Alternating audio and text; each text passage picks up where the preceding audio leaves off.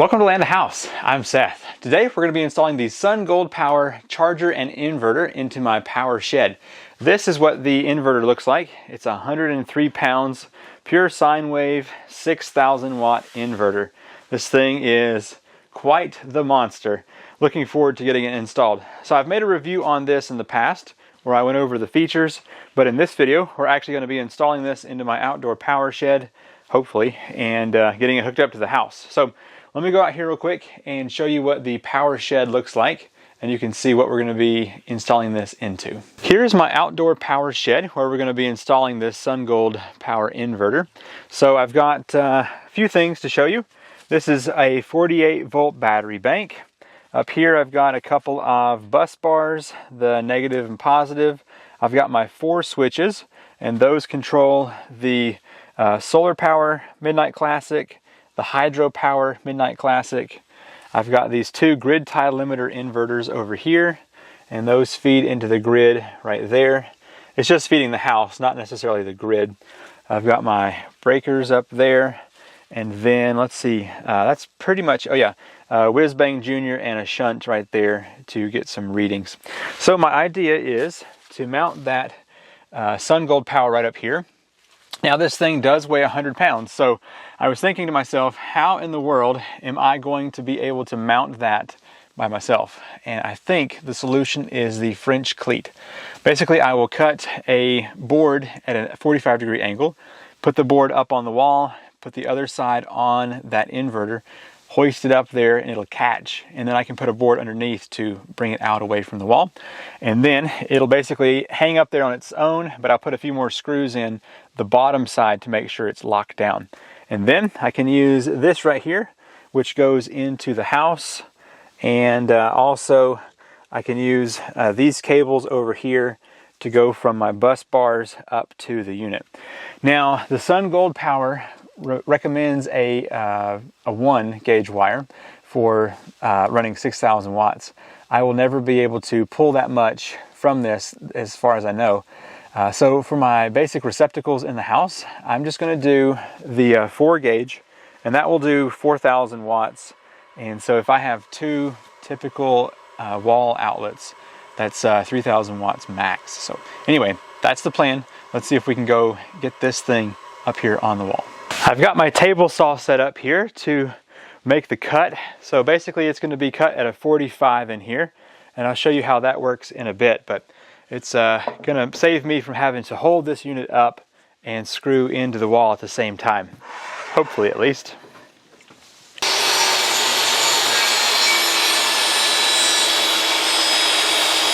In order for this to work properly, the angled side of this board needs to be facing the wall, and so I'm going to span the 2 studs. One's right here, one is right here, and hopefully that's going to be enough to support this.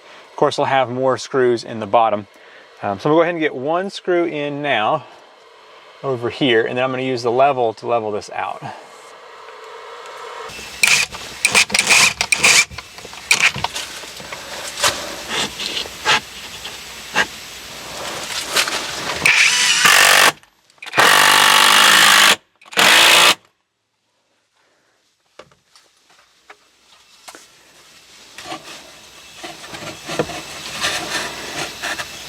Level already, which is good. That seems nice and secure. I've got 2 smaller blocks that are going to be used to support the bottom side over here. And then I've got the piece that was just cut. And so that right there needs to be, let's see, in this configuration. So it will slip down into the back piece. So let me scoot this over a little bit. I think the manual said this machine weighs 103 pounds, so definitely not light. Let's get the back one over here. Now there are several holes that can be used to screw in. Whoa. Push that this way some. There we go.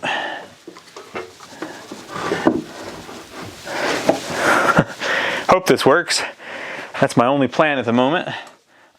So let me get this block up under here, and then this back one over here. I've got some of these 1.5 inch Torx head screws that I'm going to use to install this onto the board. I figured it won't go quite through, and it should be more than enough support.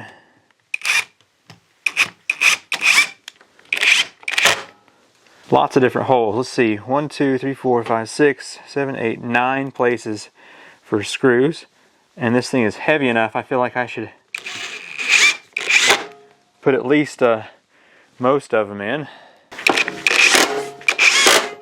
Okay, I'm going to try to pick this up, carry it out there, and get it on the wall all in one fell swoop. So let's see how well I can do that. It's definitely an unpleasant weight. I was hoping to have installed this thing lower than this, but I think this will do. All right, let's see what we can do here. Ugh. All right.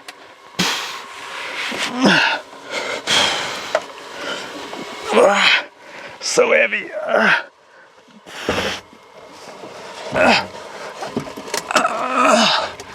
Oh no, my blocks in the back may be too much in the way. I think they are. Oh gosh.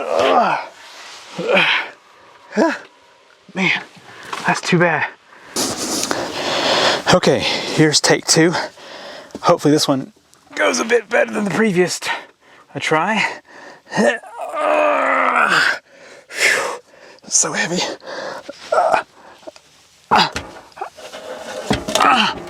Okay, fingers, stay out the way. Oh my gosh, it's still off by like a 1/2 inch. Got this side.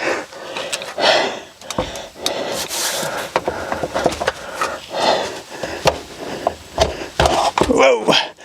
All right, fingers, come out. Oh man, well that was unnecessary, but it's in there. Doesn't seem like it wants to come out. Okay, cool.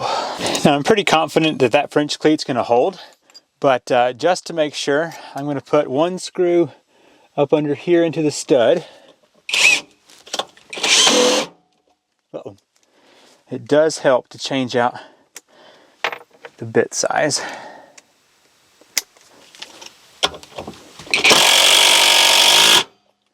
There.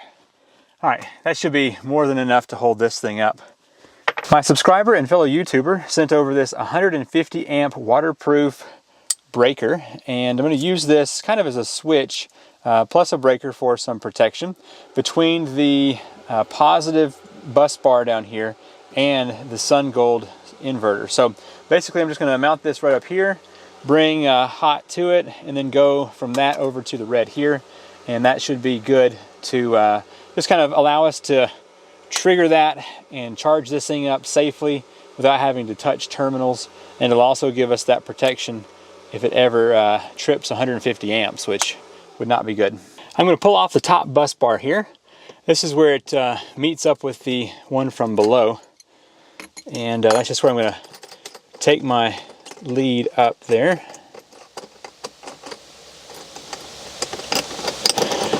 I don't see any reason why these can't share. I'm going to go back behind this.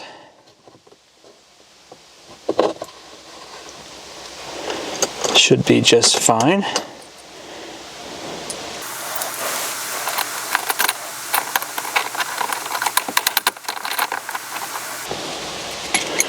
Tighten that back down.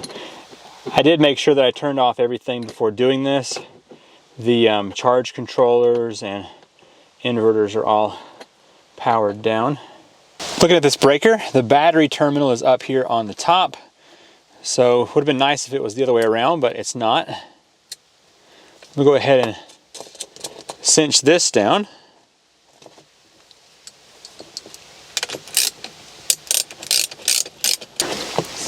Now I want to make sure my other cable has plenty of room to get from here up and over, and it should be just fine. Before I take my red lead and hook it up to the inverter, I'm going to just measure the voltage between this right here and the bus bar negative to make sure that when that is triggered, it has 0 volts. Turn this on to read volts, and I'm just simply going to touch right here and over here on the negative. And it's just got some jumping millivolts there. So whenever I flip that, I know it's out of the frame, but now it should show 51.3 volts. Very good. All right, so it is true that when that is triggered, it will be a safety for us to attach everything else.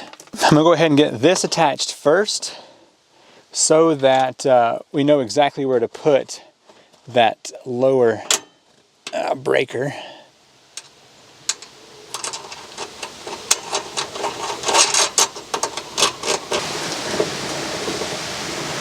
I'm gonna go ahead and return the cover so that nobody touches that. Nobody should be touching it anyway. Looks like this wants to naturally fall about right here, so let's just go ahead and cinch it down.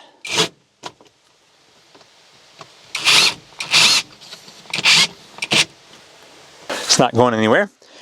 Very cool. Now let's go ahead and get the negative installed. Just gonna remove this right here and get this back here. I probably should remove that nut before I put this on here.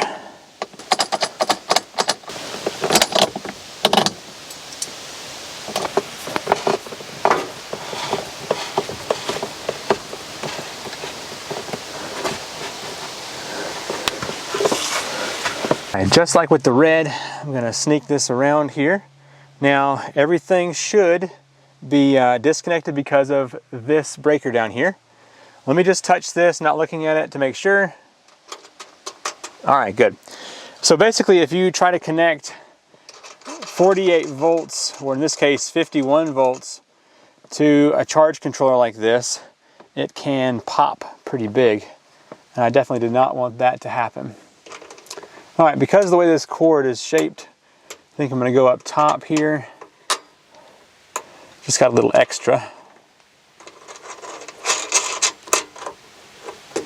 Now it's time to swap over to the load side of this inverter. I'm going to go ahead and remove this safety cover off of here. It's just got 2 tiny screws. Might be kind of hard to get to this one. That's no good. Okay, I was able to remove that. I actually had it on upside down. So I've got my wiring here. I've got the black, white, red, and ground. Now, currently I'm not using the black in the house, so I've got the white and the red connected to a receptacle, which means I need to wire these up here so that I can use those. So the first thing I want to do is strip down this red wire and this white wire.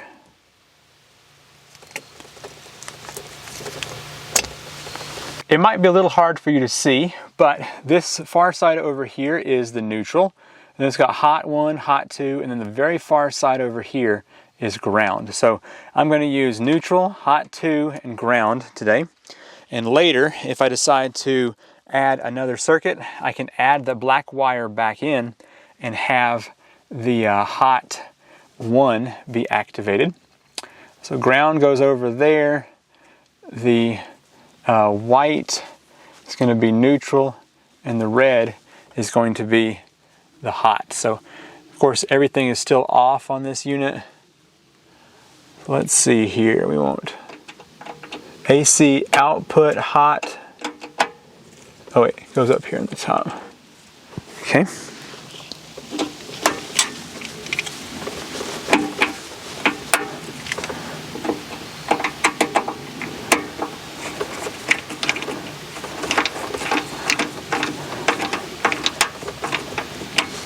All right, that one's locked in.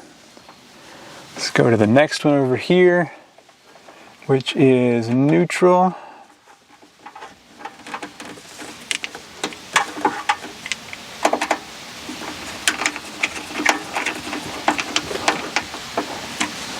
Okay, and then the ground goes in this far side over here.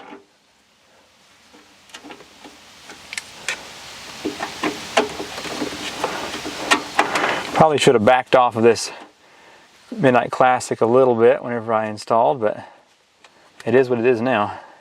Okay, so positive comes up here, goes to this breaker, comes around over to this. The negative goes up right there, comes under here into this right here. Unit's still off. We've got this going into the top here, the neutral, the positive, and the ground.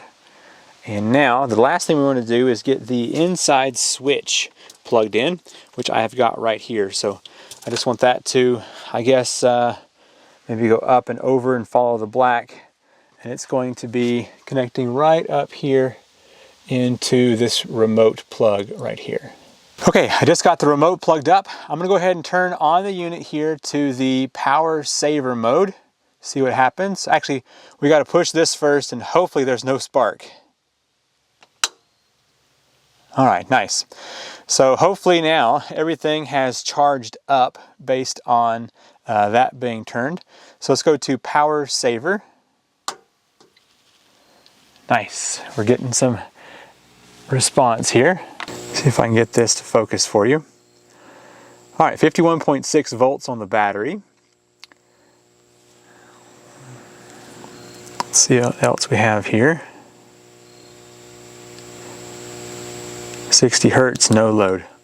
All right, let's go plug something up in the house and see if we can get a load to show up. The receptacle right down here is what this goes to. So let me just turn on my studio light here. Nice. We now have off-grid power. Okay, let's go out here and see what the display is showing. Should have like 1% on it. Also, that switch goes up to here, which now has a light on it. So we will turn off the unit in a minute and then turn it on right there to see what happens. Okay, let's see what we got here. And it says 0% load. I guess we have to turn on more than that 30 watts or whatever it is. I turned off the unit by the switch outside. And so now if we turn this to power saver off, everything comes back on and it says inverter power on. Good. So I can use that. Let's say it's snowy outside. I need to turn on some off-grid power. I can just do that. Let's plug up this other light. I think that'll be a total of about 60 watts. So hopefully we'll get a percentage on that readout. So if this is a 6,000 watt and we just put 60 watts into it for the load, still 0% load. I'm not sure why it's saying that. I feel like it should be more than that. In hopes of seeing the inverter show a load, I've got a 220 watt LED light and that 30 watt. So hopefully with this about 260 watts, we'll see that load indicator jump up. I'm going to flip this to power saver auto, and that should trigger the inverter to pick up this 200 plus watts in here. I'm seeing some blinks. Maybe it'll trigger it.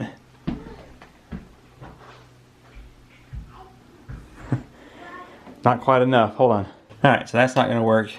It's not enough draw at once to turn that on, so just go ahead and just turn it on like that, and we should have lots of light in here. Alright, and we do. So let's go outside and see if that's now going to show a load on the unit. I've watched this display for a couple of minutes, and I've actually seen the load jump to 1% and then back to 0 with that almost 300 watts running. So this thing is working, and I guess we should be happy with that. Now, I made a dedicated review on the Sun Gold Power, and I'll link that in the description down below if you want to check that out. It seems like a very nice inverter. Now, it does use some power just to sit here idling, and so whenever I'm not using it, I just go to that remote and click it off. So when the power goes out, I'll have that one receptacle at the moment that I can run refrigerator and all kinds of stuff off of. So it's nice to have some off-grid power with this Sun Gold Power 6,000 watt inverter. Now this thing would most likely run my well pump and most of the house, to be honest, but I don't really have the battery storage to do something like that at the moment. What do we have? 100 watts of solar coming in, about 1,000 watts of solar coming in. So right now, definitely could run the well pump, but at night when the sun's not out, not enough power. Thank you so much for watching this video. I'd love to hear your comments on how this thing was mounted up here and if you like the Sun Gold Power or not. I'm Seth Landahouse, and I'll see you in the next video.